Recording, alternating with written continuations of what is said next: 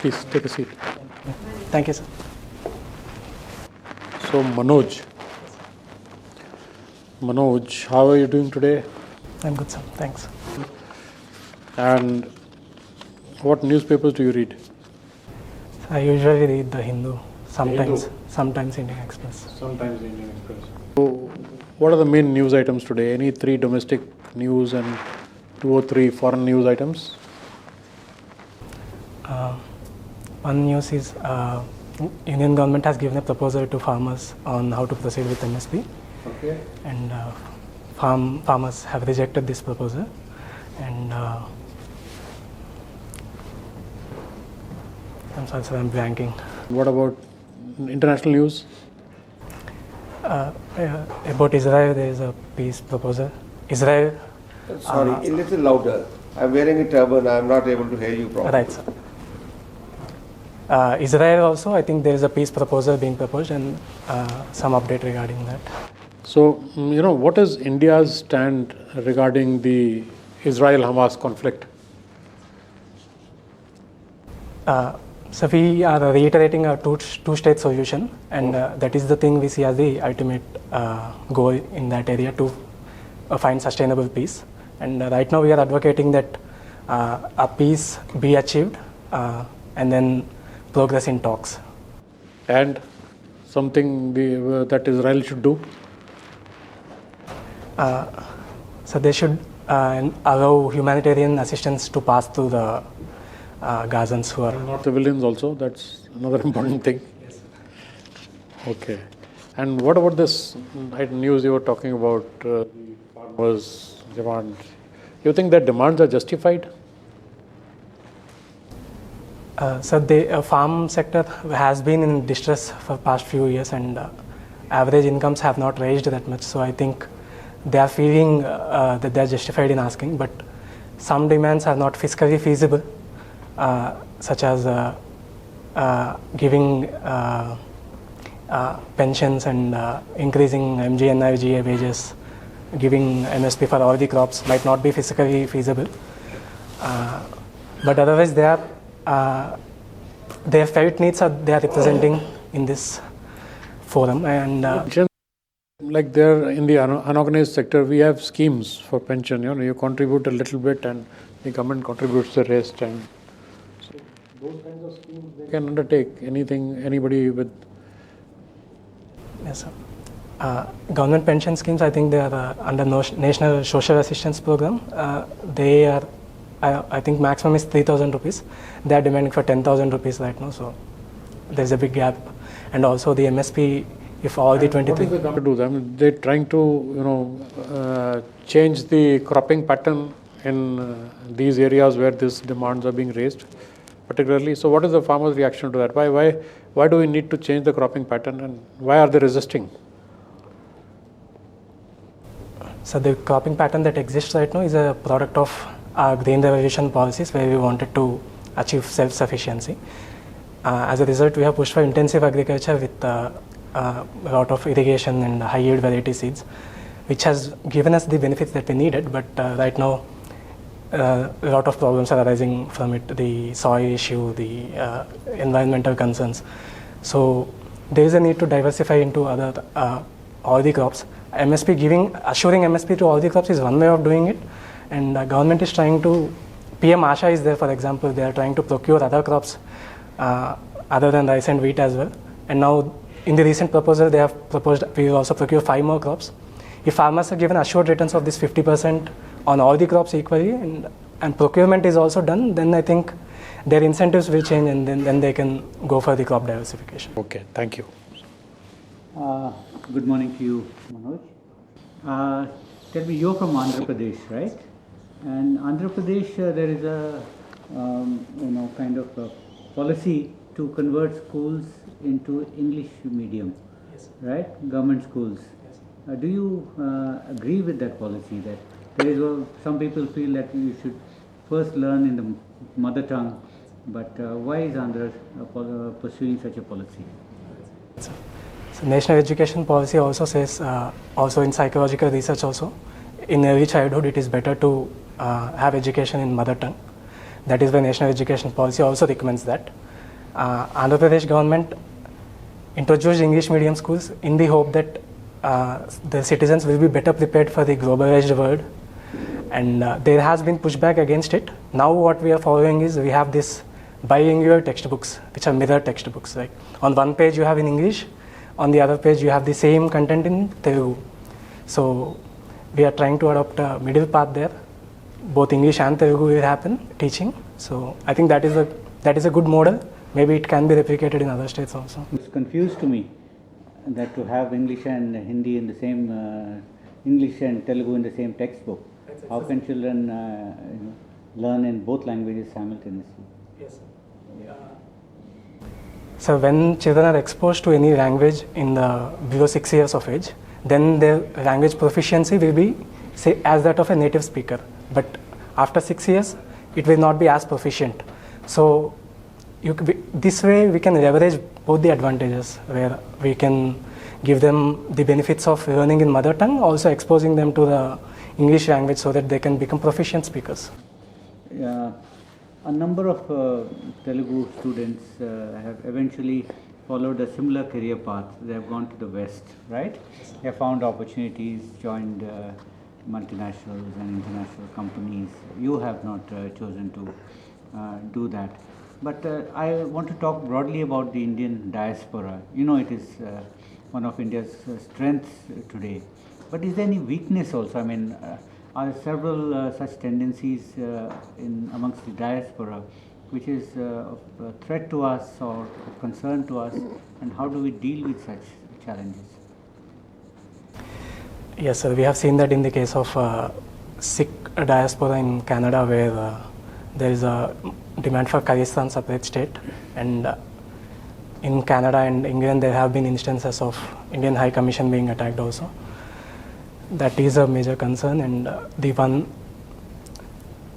most of the diaspora don't subscribe to that view, and only a small portion which is being militant in that way.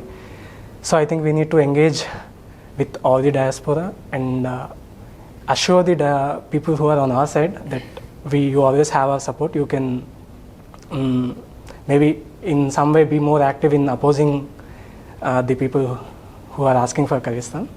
And we also need to firm up our diplomatic engagement. With Canada, for example, we are dealing very differently compared with America in this Nijjar Singh case. With Canada, there is a public spat, diplomatic spat, whereas with US it is more of we are following the procedure, trying to solve it diplomatically. So I think we need to improve our relations with Canada, although the vote bank politics of Canada do come in the way, but diplomacy is the only way we can go forward. So Canada is to blame or India is to blame? So I don't think if we place blame on anyone in a diplomacy, I don't think it will work that way. We need to be conciliatory, maybe accept some of what they are saying and then give something in back. One of the major challenges is also our relations with China. In almost every conversation on India's foreign policy, it comes up. Why do you see that we have a problem? With other countries, we have been able to manage our ties in such a way, but China doesn't support us on almost anything. They work with our neighbors, they oppose our UN permanent membership. So what is the issue with China? Yes, sir.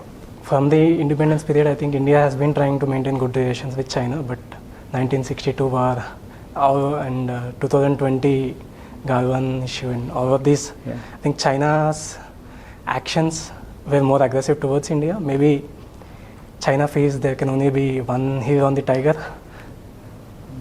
Southeast Asia, only China needs to be there. Maybe China feels threatened that India is getting closer to the Western nations, which might harm their interests. But India has consistently iterated its stand that it is not taking any sides. It wants to maintain good neighborly relations with all the countries, especially China. You've also been in IIT Guwahati, right? Yes, sir. So you had a chance to travel around in the Northeast, and yes, sir.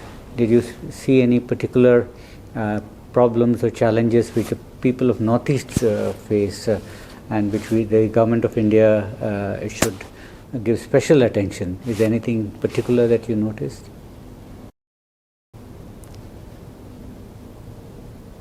So the infrastructure problem I can see, connectivity is not very well established, and as a result, health access or education access is lagging. I think also in the border areas, there is a same connectivity issue. Also because they are border areas, they have faced particularly military personnel presence, and sometimes insurgency. Because of insurgency, the citizens get caught in the middle. These are problems. So to solve those, we are investing in infrastructure, and we have this Kaladan project also to firm up infrastructure. Connecting Northeast with Southeast Asia is one way to go forward, and we need to localized solutions need to be developed so that with tech and low investment we can improve socio-economic indicators in the region. Thanks, please. Good afternoon, Manoj. Farming you were discussing, it is becoming less and less remunerative. So the idea is to increase the income of the farmer. MSP is not the only way. You can increase by some other means. Okay? Technology can do something. Then the number of people which are engaged in farming, in our case it is 60%, and we contribute only 17% to the national economy. Other countries, developed countries, it is just 1%, 2%, 3% people in this. Now, what do you think can be done so that the income of the farmer is increased, so that he doesn't ask for these kind of some maybe unreasonable demands?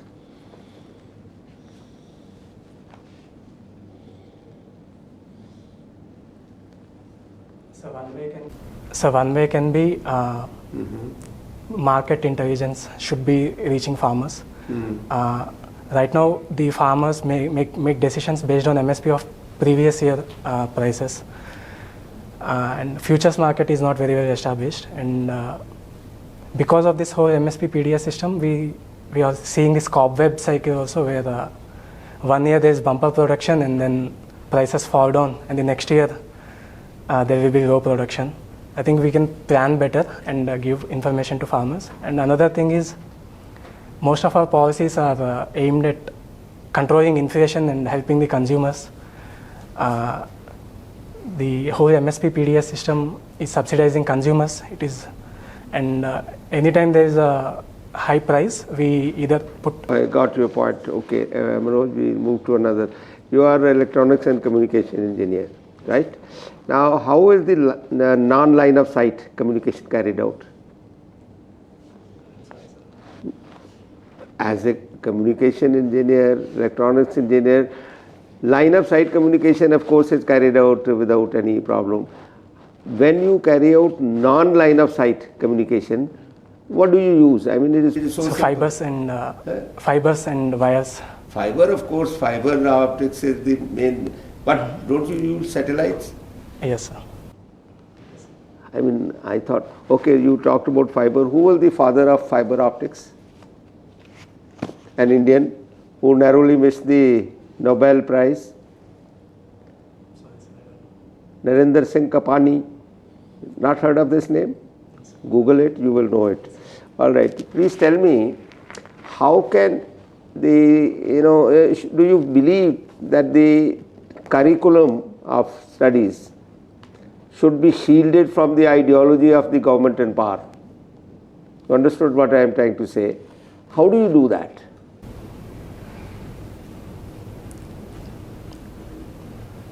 So in some, I wouldn't say it should be completely insulated.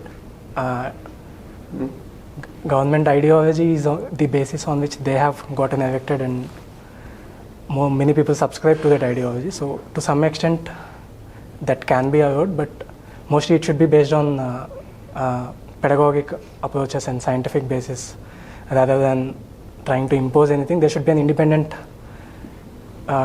board or whoever is making the curriculum. They should make independent decisions without pressure from the government. Thank you. Books. What self-improvement book have you read recently? So recently I read How to Never Split a Difference by Chris Voss. It's about negotiation, how to improve. Have you read negotiations. Awaken the Giant Within by Anthony Robbins? No, sir, I haven't. Any other book which you have written? So I've read Mindset by Carol Dweck and Atomic Changes by James Clear. Atomic Changes, everyone is reading nowadays. Yes, sir. And any Indian author? Yes, sir. So I read Robin Sharma's What book of Robin Sharma did you read? A Monk Sold His Ferrari. Monk Who Sold His Ferrari. Did you read that? I didn't read it completely, but You I have read. heard the name only. So No, I read in the beginning some parts I read. okay, Manoj, thank you. Manoj, you worked a little while with Byju's. Yes. What happened to Byju's? Ma'am, during pandemic period, they went on an expansion spree. Yeah. They acquired a lot of companies, White Hat Junior, Akash, at a very high valuations. They also raised a lot of money at high valuations. And after the pandemic is done, the growth is not as expected, and as a result, they are facing cash flow problems. Also, many accounting errors have happened where they haven't disclosed for 2 years, and the foreign debtors have raised claims, and then as a result, the credibility of the institution has gone down drastically. So, okay, let me just, ask you here. With digital transformation that's happening, EdTech, does it have a big role to play? Yes, ma'am. I think EdTech does benefit in a lot of ways where we can improve access. Even in remote areas, we can ensure that the best faculties, videos are available to the people. Andhra Pradesh recently has got into an agreement with a Coursera kind of platform where students are provided access to advanced courses in computers, in personal finance, management, all of these courses. And that way it makes it more accessible to people. Also, with AI coming up, recently this Sora has come as a video generating tool. How are they addressing the digital divide? Yes, ma'am. Ma'am, in every school in Andhra, they are planning to develop these smart boards and internet connectivity as well, where students can have access to that. And also, At what cost is a factor? yes, ma'am.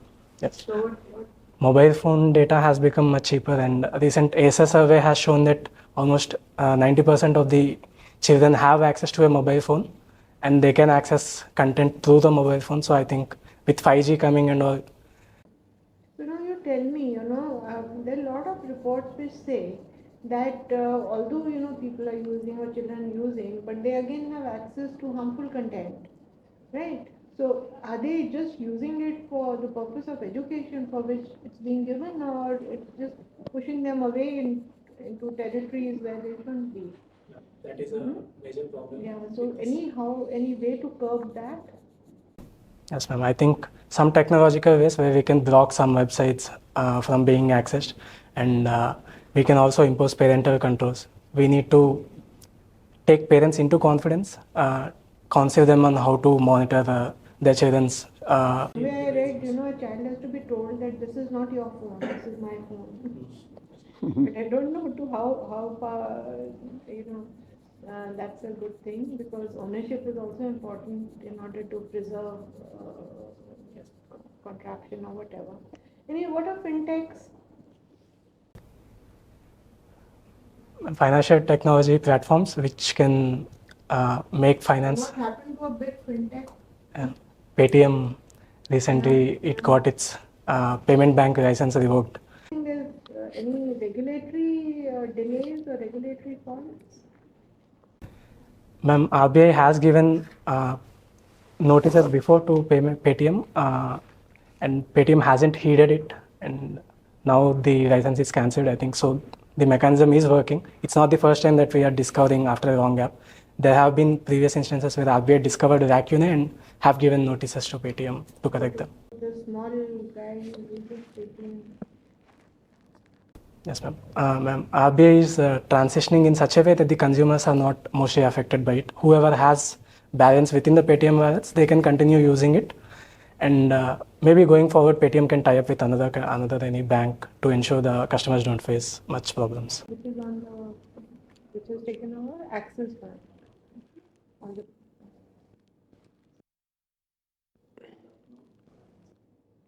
So you're from electronics and communication. So with respect to electronic sector, how far we are achieving this self-reliance? So we have this semiconductor mission,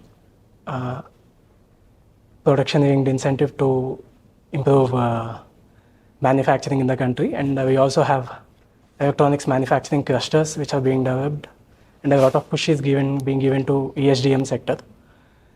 But semiconductor industry is a very intense, resource-intensive industry, and we are just starting on the assembly and packaging right now. Maybe slowly, as we gain competence in this sector, we can move up the value chain and improve our manufacturing ability in that area as well. With respect to assembling, we have been doing since last 20 years. What is this happening in the latest period?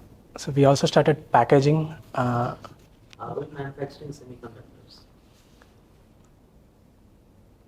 So not the whole gamut of it. Right now we are focusing on this packaging and assembly only. The investment scale that is needed is right now not feasible in India. Maybe once we gain more expertise and our economy grows in size, then maybe we can move in that direction. So you said it is resource intensive. So what was you emphasizing?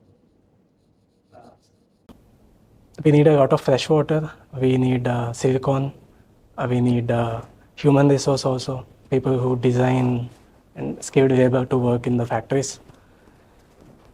Environmental concerns need to be addressed in that way because it is very water intensive.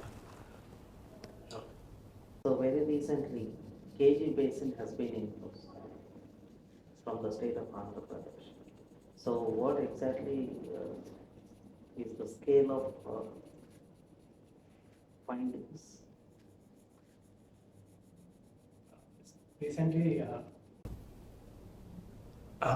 Recently, governments they started producing petroleum from that, and gas they have already been producing. I think petroleum now will account to 7% of India's production every day. Gas also is similar, up to 7 or 8% production. Other than that, we also have Reliance's basin also there, so that is. That MSP should be extended to other crops also. Why should in the first place government should provide that incentive? Can we not completely abolish? You are rightly saying that price will indicate them to produce. So aren't we misguiding the farmers with the MSPs? So I think ultimately maybe we can aim for that where it is completely market. So I think ultimately maybe we can aim for that where it is completely market determined. But right now there is 86% of our farmers are small and marginal farmers, and if we don't give any support to them, they might face severe distress. Already we have seen farm incomes are not increasing, and in Andhra Pradesh also it is, I think, third highest farmer suicides in the country. When that is the scenario, we can't just eliminate whatever the basic support we are giving them. We need to slowly increase their farm incomes by other measures, technology, diversification, other measures. When farm incomes increase sufficiently, then we can phase out. When is that slow? It's been 70 years. Right, sir. I think it is a work in progress and we are moving towards it. Isn't it like it is being protected and therefore the community is getting weak? So a farmer protections is being given all across the world, even in developed economies. In Europe also we have seen farmers are protesting, bringing tractors onto the road and protesting. So to some extent I think farm sector is going to be dependent on government, but maybe if we can increase move people from farm sector to manufacturing and services, then maybe farm incomes will improve. Last question. So very recently, UK and Japan has been slipped into recession. Yes. So what exactly you understand by, when do you say a particular nation or economy will get into recession take place? So if for 2 consecutive quarters there is a contraction in GDP, I think that is recession. Are you having any idea about how much contraction was there in UK and Japan? No, sir, I'm not sure. Oh, thank you. Otherwise, good. Thank you, sir. Thank you. Good luck.